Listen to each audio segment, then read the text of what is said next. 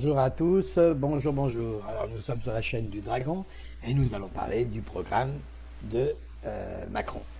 Mais avant de parler de ce programme en entier, je vais vous montrer quelques extraits que j'ai pris sur le net afin de vous montrer que il n'y a pas que les personnes illuminées, comme vous pourriez me qualifier, ou de complotistes, qui diraient que Macron fait partie d'un système et qu'il a été bombardé exactement comme un paquet de lessive, un peu.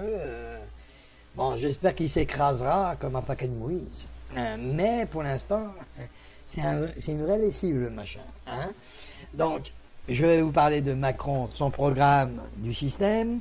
Je vais vous parler aussi de Mélenchon et de sa vision un peu de l'Europe et puis du reste. Parce que vous allez voir des similitudes un peu. Et puis, pourquoi Mélenchon ne peut pas être président et encore moins avoir une majorité de qui que ce soit.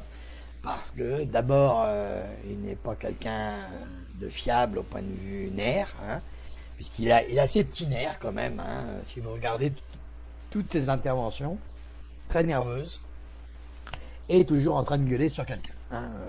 Un président qui gueule sur quelqu'un, c'est pas tellement bon, surtout si en face vous avez quelques nucléaires quand même. Hein. Parce que là, ils vont lui foutre sur la gueule à lui. Hein. Donc, ok, on verra ça plus tard. C'est d'abord, on va parler de Macron et est-ce qu'il fait partie du système, est-ce qu'il n'en fait pas partie. Mais je vous le dis, il en fait partie. Hein. Et vous allez voir donc quelques extraits de Zemmour, hein, hein, qui a été interviewé, bien sûr, avec RTL. Hein, et vous allez bien voir que en prenant quelques extraits, alors j'ai pas pris toute la bande, hein, je l'ai enregistré, mais je n'ai pas pris toute la bande non plus parce que ça dure 1 heure. Hein. C'est pour ça que j'ai pris des extraits. Alors choisis, bien sûr, mais faut savoir que c'est ce qu'il pense, hein, de toute façon. Donc il n'y a aucun souci là-dessus. Ce n'est pas du traficage, hein. D'accord ? Donc nous avons ici un programme qui va nous entuber et vous allez voir comment et vous allez pouvoir le comprendre davantage. Hein. Alors, bien sûr, ces extraits vont être mis l'un derrière l'autre, et moi, je vais donc me taire, et vous allez écouter un petit peu tout ce qui surgit. Alors, à tort ou raison, on verra bien. Ça. Alors, pourriez-vous nous dire que finalement tout va mal, Éric Zemmour? Non, j'essaie de vous pousser dans mon retranchement. Non, c'est pas. Alors, audace, oui, talent, oui, charme, oui. Tout ça est évident. Je voudrais quand même contrebalancer un peu ces dithyrambes par quelques éléments. Unique dans l'année 2016, 75 unes de magazines sur Macron. Des dizaines de milliers d'articles. En 2014, Jacques Attali disait que le président de la République de 2017 serait un inconnu, et quelques jours plus tard, il disait qu'Emmanuel Macron avait toutes les qualités pour être président de la République. Personne ne le connaissait. Vous voyez où je veux en venir. Ça prouve que c'était un phénomène. Emmanuel Macron est le candidat de l'oligarchie, évidemment. Il est le candidat des médias. Il est le candidat du système. Le système existe puisqu'Emmanuel Macron a été élu, et le système est puissant puisqu'Emmanuel Macron a gagné. Vous dites à 20 millions de Français qui se sont fait abuser que ce sont des imbéciles ? C'est pas de l'imbécilité que d'être soumis à un bombardement inouï de propagande. C'est pas ça être imbécile. France, ils tiennent à l'euro parce qu'ils ont peur de voir baisser leurs économies, et que l'électorat qui n'a pas d'économie vote Marine Le Pen ou Mélenchon. L'électorat qui a des économies vote Fillon ou Macron. Donc vous voyez pour lui qui vote quoi et qui vote qui. Donc bon, jusque là tout va bien. C'est bien ce que je dis.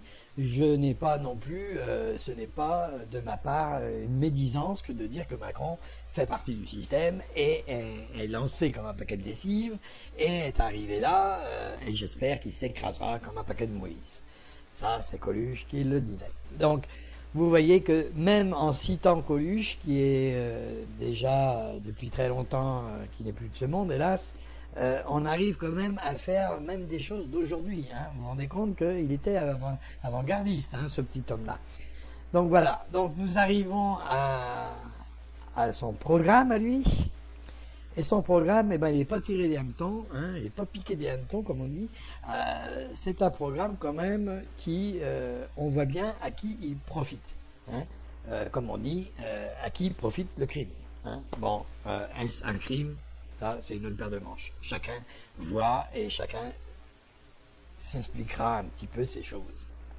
Alors moi, je vous propose de vous démontrer que le programme ne sert que les intérêts des plus puissants et non pas les intérêts des moins puissants. Et vous allez comprendre vite pourquoi j'ai fait une petite vidéo de capture pour ce programme qui me paraît un peu alambiqué et beaucoup qui autorise beaucoup les patrons à en foutre plein les fouilles. Hein. Et là, on peut revenir sur un petit coin humoristique, genre, comme il dit, on en fout plein ses fouilles. Ben lui, il doit s'appeler la farfouille, parce que il en fout plein ses fouilles.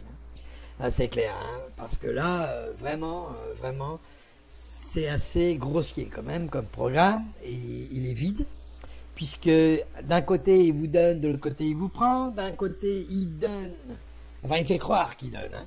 Il fait croire. Tout le monde est content, mais quand on commence à approfondir, alors là, il va y avoir beaucoup de mécontents, je trouve.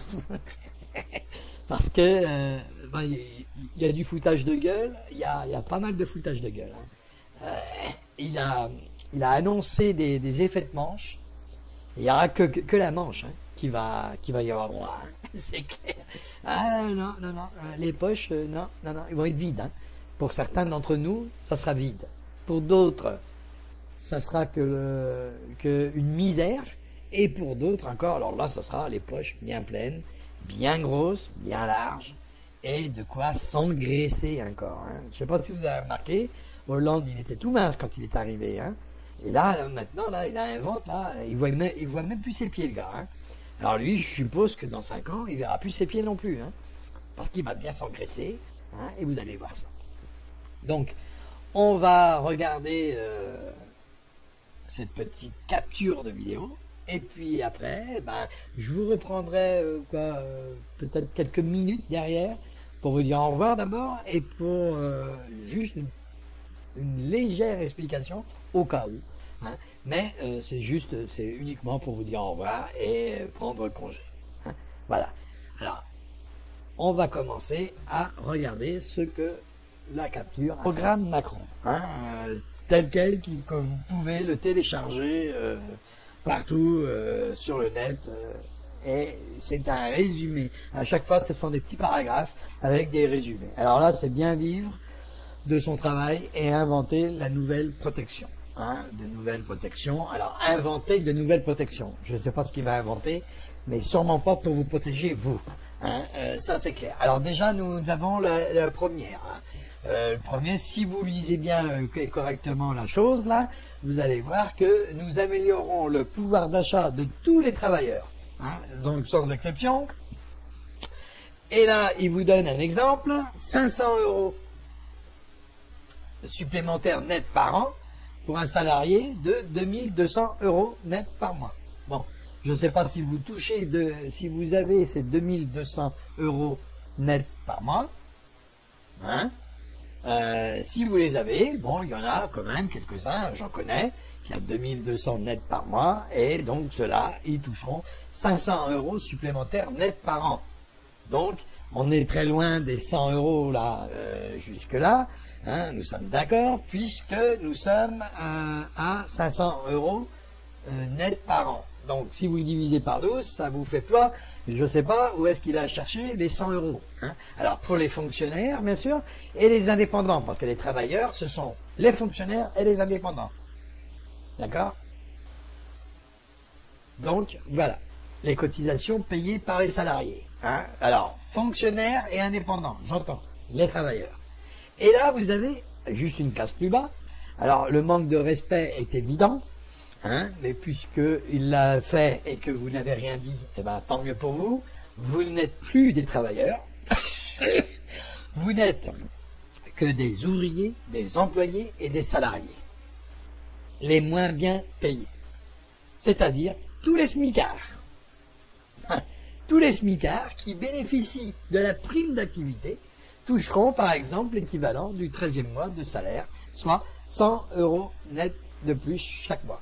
Et qu'est-ce que vous avez entendu là? 100 € de plus. Hein? Mais attention, 100 € net de plus chaque mois, qu'à une condition, que vous êtes smicard d'abord, et que vous avez la prime d'activité. Ah ben oui, il y a une condition, deux conditions. Smicard, prime d'activité, et là vous touchez 100 €.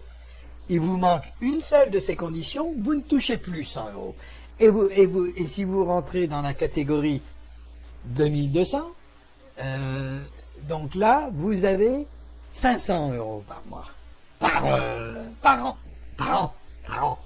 En 10 mois, ça fait déjà 50. Vous comprenez bien que là, on est très loin des 100. Hein. Et si on le divise par 12, ça fait même pas 50. Vous voyez le truc, là? Donc, bon, là, chacun voit un peu midi à sa porte. Vous voyez bien que là, il a encore menti. Donc là, je continue sur ma lancée. Et je regarde, ici, nous avons, donc j'ai changé d'image, hein. Nous serons aux côtés des agriculteurs pour qu'ils vivent de leur travail, hein, plutôt que des aides publiques. Alors 5 milliards d'euros de notre plan d'investissement seront consacrés à la modernisation de leur exploitation. Alors là, c'est se foutre de la gueule du monde, hein, puisque moi j'étais en activité à l'époque où l'euro a donné des normes européennes pour les agriculteurs, et je vous garantis que une bonne partie s'est modernisée. Hein. Déjà, rien que dans les stabules, dans les choses comme ça, ils se sont beaucoup modernisés. D'ailleurs, s'il y a eu autant de mises en faillite ou de suicides, de mises en faillite, des choses comme ça, c'est parce que justement, ils se sont tellement modernisés qu'ils se sont endettés. Hein. Je peux vous dire que les fermes, la petite ferme où ça que c'était le petit coq qui chantait dans la cour, ça c'est que dans les films, hein. Okay. Quand vous allez dans les fermes, dans les exploitations, je peux vous dire que certains sont de belles fermes, hein. Ils ont une belle exploitation, seulement ils sont endettés jusqu'au cou, les gars, hein. Ils se sont modernisés puisqu'on leur a mis des normes draconiennes, hein. Vous n'avez qu'à prendre une ferme qui a pas loin dans l'île-et-Vilaine, hein. J'en connais, je peux vous dire, c'est nickel, hein. C'est vraiment du propre et du nickel, hein. C'est fini, la ferme où il y a un tas de boue au milieu, c'est terminé, hein. Faut bien le comprendre, hein. Les vaches, ils sont nickel, ils sont nettoyés, ils sont propres, parce que il y a un label, parce que ceci, parce que cela. Et je peux vous dire, pour arriver là, il faut s'endetter, hein. Alors déjà là, il nous dit quoi? Il nous dit qu'il va donner 5 milliards d'euros dans le plan d'investissement. L'investissement de quoi? Ils ont déjà tout investi. Ils ont tellement investi qu'ils sont endettés jusqu'au cou. Alors, il va peut-être les désinvestir, hein, plus vite. Hein, bon, enfin, il y en a peut-être qui sont encore en train d'investir, je ne sais pas.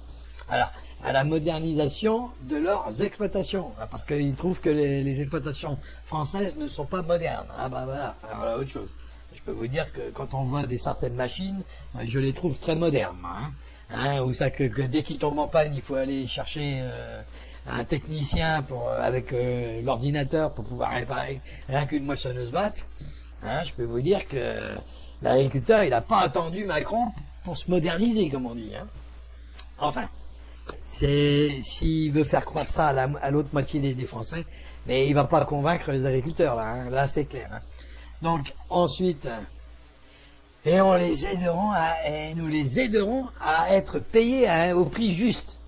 Alors, nous les aiderons, hein. Attention, nous allons les aider. Vous comprenez le truc, là? Ça n'a rien à voir avec vous allez être payé à un prix juste. Ah non, non, non, non, on va vous aider. Dans les négociations, bien sûr, avec les industriels. Et donc, ils vont pas dire aux industriels, dis donc, vous achetez là, et lui, il est obligé d'investir, il est obligé de faire ci, obligé de faire ça, vous allez l'acheter au juste prix. Il va pas imposer. il va aider, ce qui est différent. Il va aider à ce que vous ayez une discussion, une négociation. Mais en aucun cas, il va imposer. Donc, vous inquiétez surtout pas. Si ça marche pas, qu'est-ce qu'il vous dira? Il vous dira, bah ouais, mais nous, on vous a aidé. Maintenant, c'est à vous aussi de négocier. Hein, voilà. Vous voyez, on vous aide à négocier. On vous aide pas à récupérer le pognon que vous avez perdu. Ça, c'est clair. Hein, donc là, c'est vraiment se foutre de la gueule du monde. Hein. Qui n'a pas aidé les agriculteurs en son temps à négocier devant les industriels? Et ils se sont toujours clashés parce que les industriels, ce qu'ils voient, c'est leur portefeuille. Arrêtons un peu les conneries. Là. Hein. Donc chacun devra encore faire un effort. On leur dira, ben ouais, mais si vous voulez vendre dans mon commerce, ben il faut un juste prix parce que moi, je vais vous acheter 1000 tonnes ou 2000 tonnes. Pardon. Donc automatiquement, ils vont encore leur baiser la gueule, c'est clair. Il faut arrêter un peu, nous prendre. Alors là, c'est assez marrant quand même. Donc j'ai changé un peu la photo, là, je l'ai monté un peu. Alors là, c'est un peu marrant quand même, c'est même très marrant.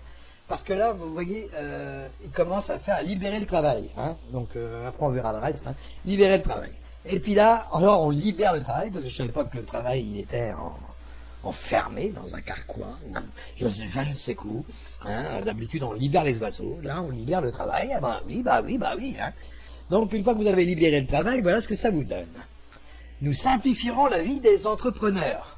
Ah, là déjà, on entend parler des entrepreneurs, de ceux qui entreprennent donc. Hein. Pas les ouvriers, hein. On ne parle pas des ouvriers, là, on parle des entrepreneurs. Alors, qui ne fonctionnent pas. Alors, bien sûr, les indépendants, on supprime le régime social, ça c'est très bien, le RSI, et nous doublerons les plafonds pour pouvoir bénéficier du régime fiscal de la micro-entreprise. Alors là c'est la cerise sur le gâteau, puisque même ceux qui n'étaient pas assujettis au régime fiscal de la micro-entreprise, eh ben ils vont pouvoir se mettre à la micro-entreprise.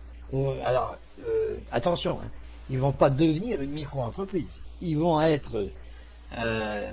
bénéficier du régime fiscal. Alors, pour ce faire, si vous voulez, vous allez sur régime fiscal et vous marquez micro-entreprise. Et vous allez voir les avantages que ça donne. Comme ça, vous voyez à peu près les entrepreneurs, les avantages qu'ils vont recevoir avec ce régime-là. Bon, jusque-là, tout va bien. Ce sont des petits, les entrepreneurs, ce sont des petits qui ont voulu un jour être à leur compte et pouvoir monter aussi, eux aussi, une place au soleil. Ce qui est normal. Jusque-là, il n'y a rien à dire. Hein. Mais là, c'est plus de la poudre aux yeux quand même, puisque on va leur donner un régime fiscal bien spécifique qui était jusque-là à la micro-entreprise. Et bien là, on va leur donner, même s'ils dépassent les plafonds. Alors, vous allez voir que il n'y a pas que ça. Alors, nous réduirons le coût du travail. Et là, ça commence à être pas mal. Alors, nous réduirons le coût du travail. Alors, qu'est-ce qu'il entend par là? Ça veut dire que les cotisations sociales employeurs, il va les sucrer de 6 points en remplacement du CICE et jusqu'à 10 points au niveau du SMIC. Ah, ça, 10 points au niveau du SMIC, ah, dis donc, ça fait pas mal. Alors, voilà ce que ça donne. Les employeurs économiseront près. Alors, ça concerne les employeurs. Alors, messieurs les employeurs, ouvrez grand les poches parce que ça va tomber. Et ça va tomber dur. Alors, les employeurs économiseront près de 1800 € par an et par salarié au SMIC. Donc, vous avez une entreprise, vous avez une petite usine, on va dire, 250 personnes. Sur les 250 personnes, je vous garantis, il y a au minimum 200 personnes qui sont au SMIC. Ça, c'est clair. Le reste, 50, hein, parce qu'ils ne mettent pas non plus 100 personnes dans les bureaux. Hein. Donc 50, on va dire. 50 en comptant les petits chefs, les grands chefs et puis la direction. Il y a plus, ils ont plus que le SMIC. Hein, ne serait-ce que 10 personnes déjà qui tombent dans les 2200, comme on a vu tout à l'heure. Hein. Donc là, mais la cotisation, alors là, ils ont montré à une cotisation assez ouverte, assez haute. Hein. Alors, Pour les smicards, ils touchent 1800. Donc vous multipliez ça par 200, et voilà. Et puis comme ça, vous avez à peu près la somme qu'il économise, qu'il a dans les fouilles. D'accord? Et ensuite, vous avez donc les salaires qui dépassent le SMIC et qui vont au-delà. Alors là, ils vont économiser 2200 € pour un salarié payé 3000 €, hein, brut par mois. Donc là, 3000 € brut par mois, au net, hein, ça devait représenter, je sais pas, on va dire, allez, 2500 ou 2400, enfin, on va pas faire le calcul, hein, ça tombe dans ces coups-là.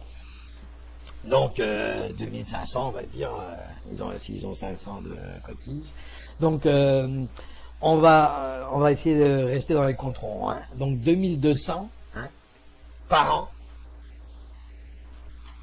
pour un salarié payé 3000 €. Donc, vous comprenez bien que quand on vous dit un salarié payé 3000 €, ça va tomber, puisqu'il y en a 50 qui sont au-dessus du SMIC.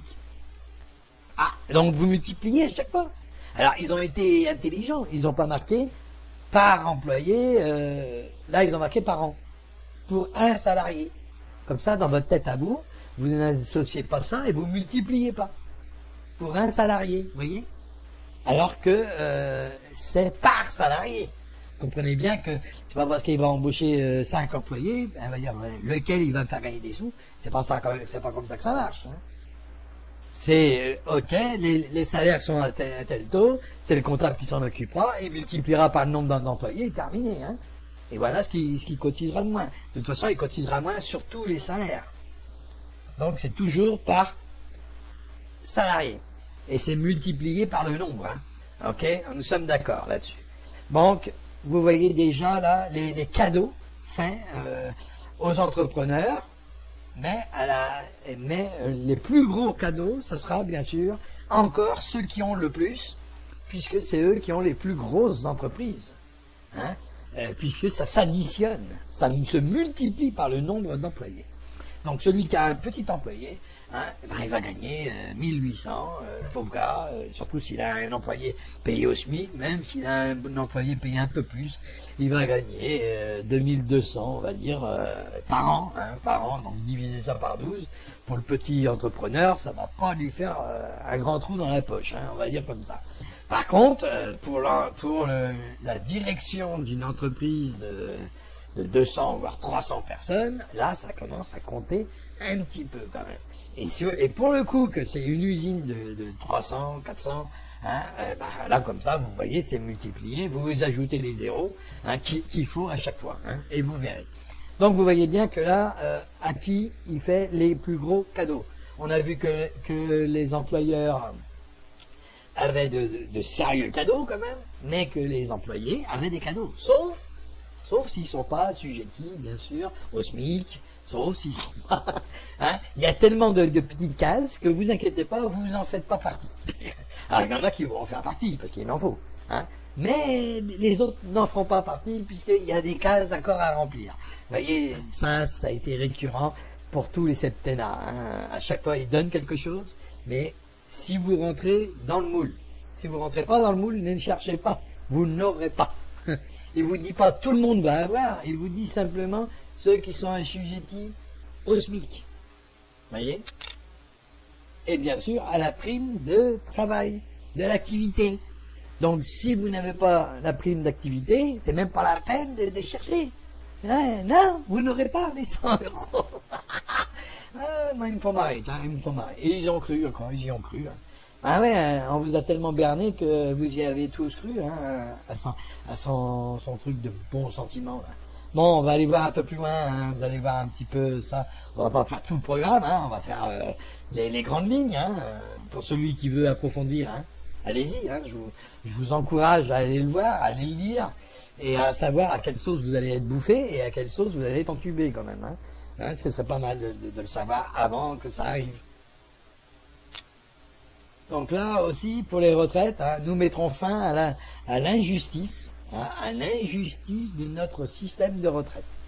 Un système universel avec des règles communes de calcul des pensions sera progressif. Progressivement mis en place, le fait de changer d'activité ou de secteur sera sans effet sur les droits à la retraite, avec un principe d'égalité pour chaque euro cotisé, le même droit à pension pour tous. Ah bah, comme ça au moins, le mec le mec qui a cotisé 2 euros, vous inquiétez pas, il touchera pas parce que si l'autre il a cotisé 50 euros, hein, il touchera pas, il va pas toucher la même retraite, hein, il faut pas non plus exagérer, hein. Donc il y a toujours ces fameux points, hein. Voilà. Donc vous voyez, donc si vous pouvez lire, hein, vous pouvez lire. Là, hein, nous ne toucherons pas à l'âge de départ à la retraite, ni au niveau des pensions. Ah bah voilà. Donc il n'y a pas de niveau de pension à chercher, hein, il n'y a pas. Hein. Mais c'est pour ça, c'est assez contradictoire son truc. Hein. Il y a à boire et à manger. Ça veut tout, c'est un peu comme certains livres là. Je vais pas dire lesquels. Vous regardez le paragraphe, le premier, puis après vous essayez de trouver son contraire. Ben lui c'est pareil, il faut aller un peu plus loin pour chercher le contraire. Hein. C'est clair. Enfin, vous allez bien voir. Hein, donc là un exemple encore. Hein, bien sûr. Bon, je vais aller. Alors là, il veut. Nous battrons contre les abus liés au travail détaché. Hein, ouais, donc il va pas interdire le travail détaché. Il va pas dire vous restez chez vous si vous voulez pas être assujetti au SMIC français. Hein. Non, il va pas dire ça. Là, il va limiter, ce qui est différent. Il n'a pas dit que à 1 an. Alors, il limite à 1 an, mais il va demander l'autorisation quand même. Vous regardez. Hein.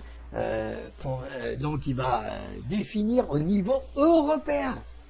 Donc si l'Europe elle l'entube, t'inquiète pas, ça déjà celui-là il n'arrivera pas à le faire parce que l'Europe va dire non. Hein, parce que les pays que ça concerne, eux, ils ramassent des sous, hein, et ça fait tourner le pays et donc ça fait monter le pays. Hein. Quand il aura compris ça, il aura tout compris lui. Donc vous voyez bien que l'Europe a encore son mot à dire là-dedans, donc il n'est pas prêt de le faire. Et voilà la cerise sur le gâteau. Donc là, nous avons faire plus pour ceux qui ont moins. Alors normalement, on voudrait entendre aussi les handicapés, les smicards, les chômeurs, tout ça, c'est ceux qui en ont le moins quand même. Hein. Bon, alors, nous augmenterons le minimum vieillesse de 100 euros par mois. Nous créerons un versement social unique. Toutes les allocations sociales, APL, RSA, seront versées le même jour du mois. Un trimestre maximum après la constatation des revenus, contre jusqu'à 2 ans aujourd'hui. Donc là, il veut aller plus vite. Bon, ok. Là, jusque-là, tout va bien. Mais 100 euros par mois, est-ce que c'est réaliste?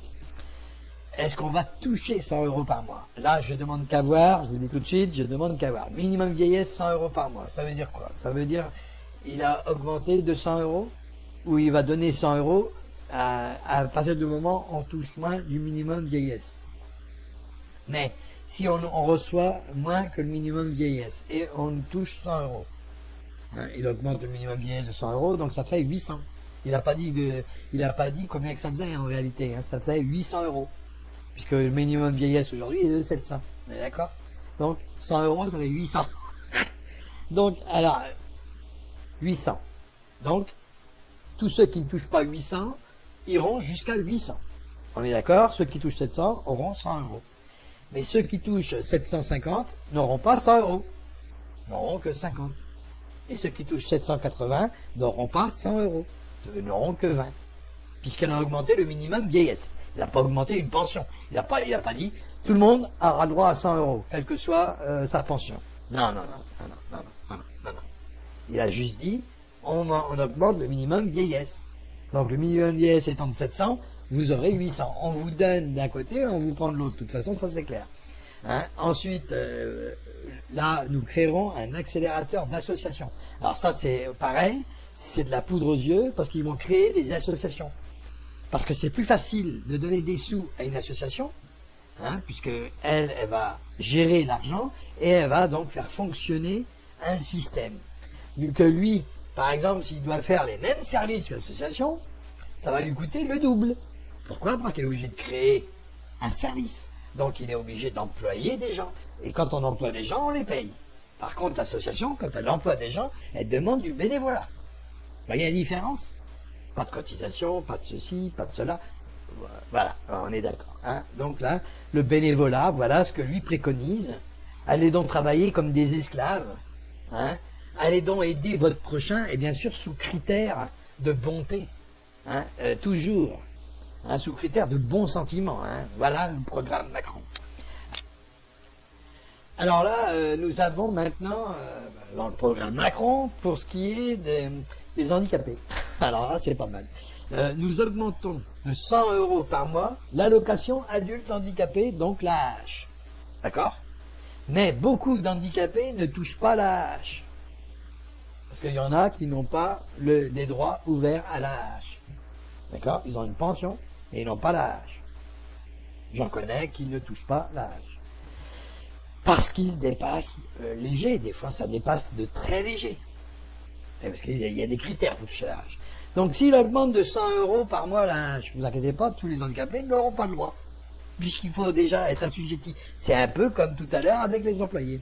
Donc, on a des cases. Si on ne rentre pas dedans, bingo, on ne peut pas les avoir. Donc, il augmente 100 € par mois. Alors, Sarkozy, lui, il avait fait la même chose. On va augmenter pour les handicapés. Et résultat des courses, les handicapés qui ont eu le droit à l'augmentation, ils ont eu le droit à 20 €. Alors, vous voyez, on nous a, ils les ont, l'aumône, quoi. Par pitié, sûrement, tiens, v'là 20 €, va donc t'acheter une sucette, voilà. Là, 100 € par mois, allocation adulte handicapé, AH. Donc, ils auraient dit, l'AH, elle est de temps, on augmente le plafond pour toucher l'AH. Là, il y en aurait eu plus qui auraient touché l'AH. Vous voyez?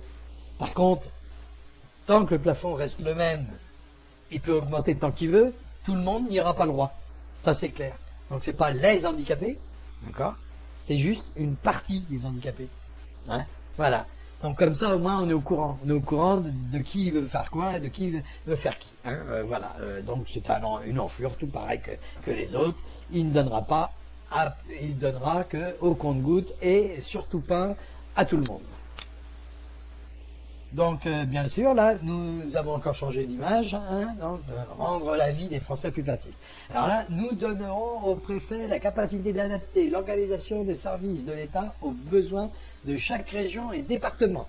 Alors là, c'est la porte ouverte à tout et n'importe quoi. Vous allez vite vous en rendre compte. Nous ne rajouterons aucune norme nationale aux normes européennes dans le secteur agricole, maritime et de la pêche. Ça veut dire qu'il laisse définir l'Europe ce qu'il faut faire pour le secteur agricole, pour le secteur maritime et pour le secteur de la pêche. Voilà. C'est l'Europe qui va décider pour les Français. Basta. Voilà ce que ça veut dire. Il faut lire entre les lignes aussi. Tous les services publics, accueil de public, hôpital, école, tribunal, CAF, etc., seront tenus d'afficher leurs résultats. Vous parlez d'une belle merde, c'est déjà le cas.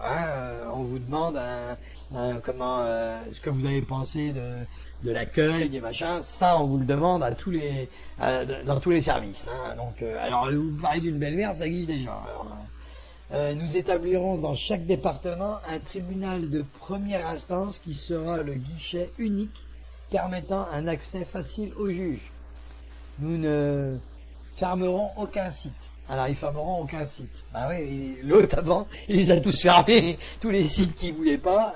Ça a commencé avec Sarko, ça a fini avec.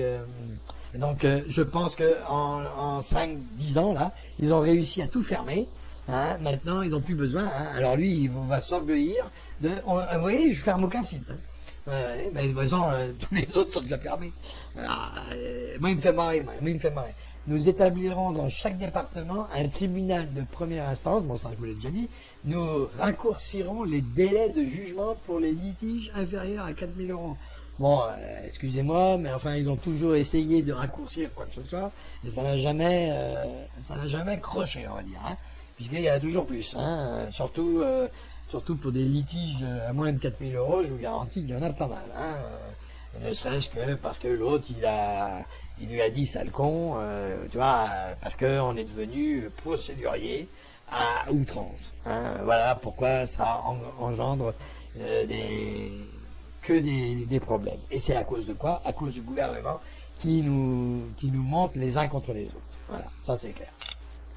Alors regardez ici, là, nous obligerons les formations politiques à respecter la parité dans les présentations et leur de leur présentation de leurs candidats. Et nous diminuerons les financements publics des formations politiques qui auront une représentation déséquilibrée en termes de parité. Alors, qu'est-ce que ça veut dire ça? Ça veut dire les uns contre les autres, encore une fois. Hein. On ne peut pas mettre une femme ou quelqu'un d'autre si elle n'a pas le niveau. Soyons sérieux.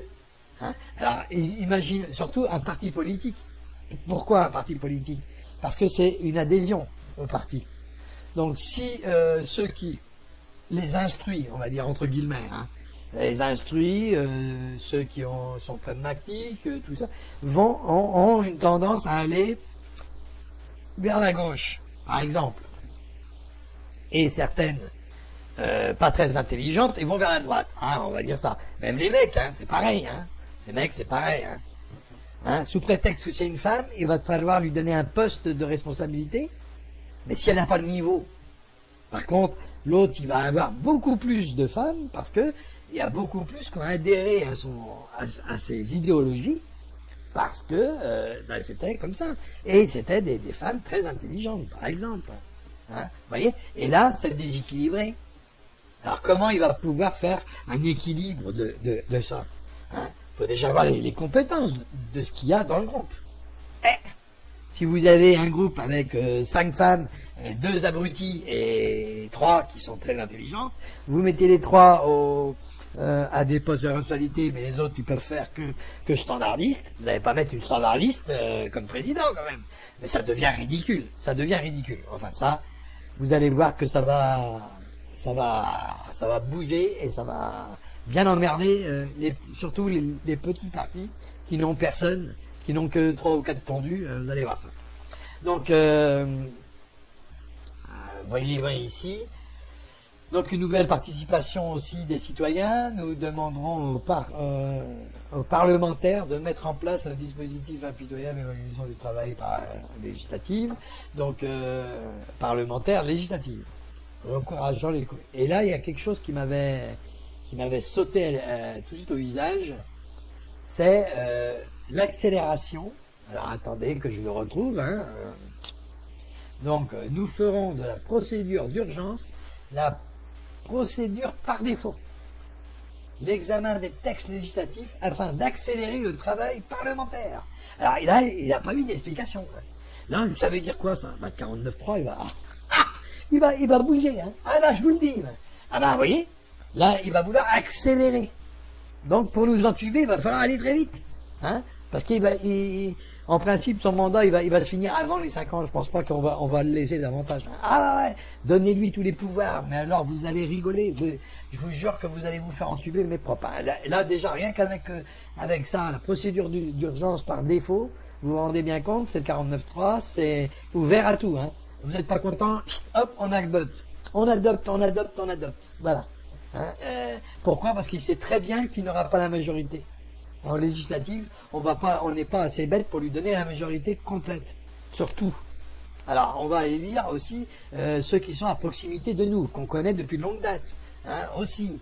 Donc, et puis qui ne nous ont pas déçus. Il y en a beaucoup qui ne nous ont pas déçus, d'autres qui nous ont déçus. Donc, peut-être que d'autres vont être virés. Mais les députés, il y en a beaucoup qui ne nous ont pas déçus. Donc, et ils sont proches de nous. Donc, automatiquement, on va les mettre. Il y en a d'autres qui sont plus proches du gouvernement que de nous. Hein. Donc là, c'est autre chose. Donc vous voyez un petit peu ce qui va se passer là, ce qui va se passer pendant les 5 ans. Alors si vous le croyez pas, allez le lire. Hein. D'ailleurs vous le voyez là, je peux pas faire mieux. Hein. Vous le voyez bien là. Hein. Donc là ici, hein, nous ferons la procédure d'urgence, hein, une procédure par défaut. Alors il ne devait pas toucher au département. Hein. Bah, regardez un peu, nous réduirons le millefeuille administratif. Alors là il parle de millefeuille administratif. Donc il va toucher. Hein, nous supprimons au moins un quart des départements, là où ils peuvent être rapprochés de l'une de nos grandes métropoles. Donc vous voyez, il ne touchera pas les départements, tiens mon cul. Il va essayer de réduire la France à peau de chagrin, au point de vue départemental. Comme ça, ensuite, quand on va commencer à parler du mondialisme, il va dire, ben vous voyez, on a réduit déjà les départements, maintenant c'est l'État tout entier, l'État de France. Et on sera rendu noyé dans l'Europe en disant, voilà, l'État de France, l'État d'Allemagne, vous voyez. Et on fera les États-Unis européens. Voilà leur but, hein. Leur but inavoué, mais ça sera ça. Hein. Donc voilà ce qu'on a, hein, et nous lancerons des plans de transition agricole, bien sûr. Bon là, on est rendu dans les territoires, hein, nous sommes d'accord, hein, et populaire, soit 80% des ménages. Hein. Ils veulent supprimer la taxe locale, bien sûr. Bah, ils veulent supprimer la taxe locale, ils vont mettre des taxes supplémentaires, parce qu'ils vont donner des sous au territoire. Mais pour donner des sous au territoire, comment ils vont le faire? Ils vont déjà réduire le millefeuille administratif. Ça veut dire qu'il y aura moins de territoire. Vous voyez? Puisqu'ils donnent ça aux régions. Ils ne donnent pas ça à la ville, ils donnent ça aux régions. C'est les régions qui distribuent après. Donc, en faisant moins de régions, hein, moins de départements, en rafistolant un peu les régions, il va donner moins d'argent. Ah oui, c'est évident. Hein. Il va donner toujours la même quantité. Hein. Pour ça, vous pouvez croire ce que vous voulez, mais vous verrez bien que vous paierez plus de taxes, vous paierez plus de ceci. Hein. Et vous voulez même un moment, bon, je n'ai pas vu, mais j'ai entendu parler qu'il voulait faire un loyer pour ce qui était des propriétaires. C'est-à-dire, il trouve bizarre que lorsque vous avez fini votre crédit, vous ne payez pas de loyer. Là, il veut faire un loyer à l'État, hein, sous forme de taxe, hein, bien sûr. Mais ça sera un loyer, hein, en vous disant, ben voilà, vous payez un loyer parce que vous avez fini votre crédit. Enfin, voilà autre chose. Enfin, je n'ai pas vu ça dans le programme parce que je n'ai pas approfondi. Hein. Maintenant, approfondir ce programme, c'est aussi prendre du temps. Et bon, il faut aussi, moi j'ai du temps pour moi, mais je prends mon temps pour vous. Et donc, bon, ben, quelque part, il faut aussi que vous imitez du vôtre, hein, et que vous allez voir aussi, vous, hein, et approfondir ces choses. Et vous allez voir que ça ne va pas être du gâteau. Donc là-dessus, on est d'accord, hein, chacun voit un petit peu et doit avoir son propre avis. Hein. Alors, là, j'ai fini la vidéo, hein, ça va être fini, là.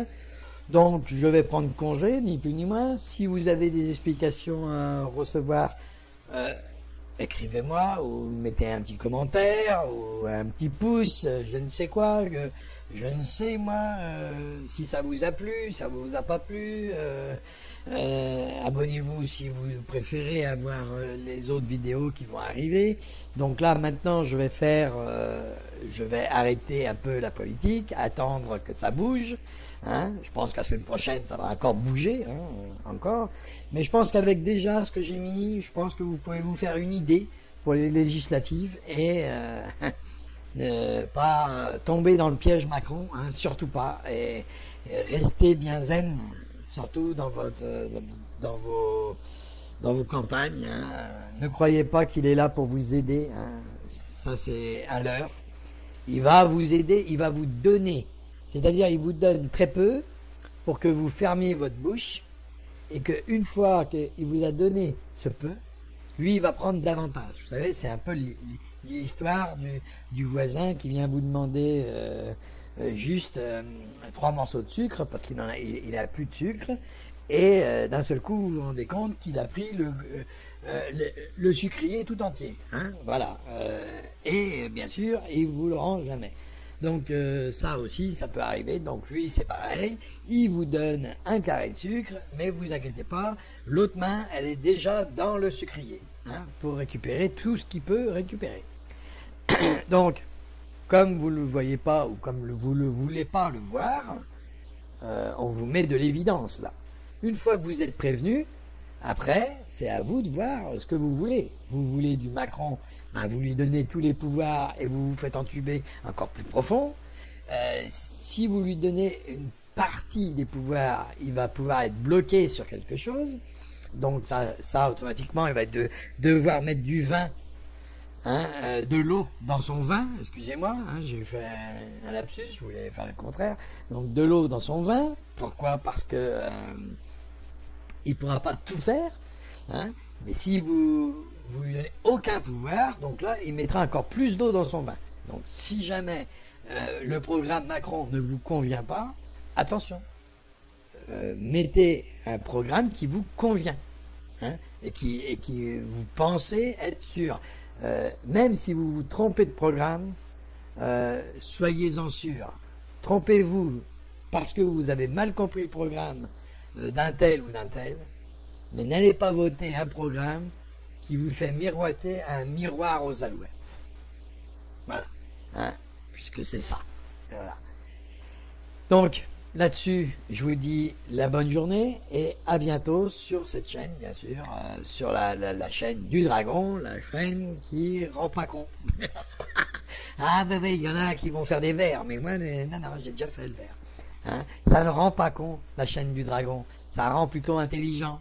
Enfin, allez-y, continuez à bien croire que le gouvernement, il est là pour vous et pour vous sauver.